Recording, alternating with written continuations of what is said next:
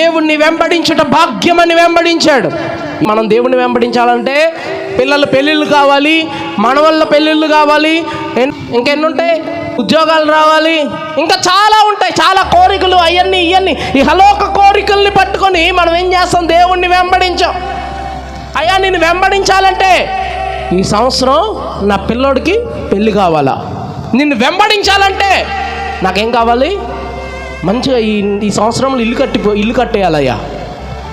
అయ్యా నేను ఏం అడిగినా దేవుడు చేసేస్తాడండి, కానీ నువ్వు మంచిగా ఏం చెయ్యం.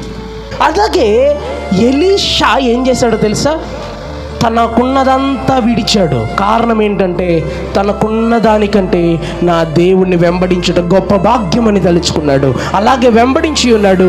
అయ్యా ఎలీషా ఏలియాను వెంబడిస్తూ కొన్ని సంవత్సరాలు అయింది. అలా నడుస్తూ ఉన్న కొలది దేవుని యొక్క ప్రభావము ఎలీషాను ముట్టుకుంది. దేవుని యొక్క ప్రసన్నత ఎలీషా మీదకి దిగి వచ్చింది. అలా దిగి వచ్చిన తర్వాత ఏలియాతో దేవుడు అంటూ ఉన్నాడు, ఏలియా నిన్ను నేను తీసుకుపోతాను.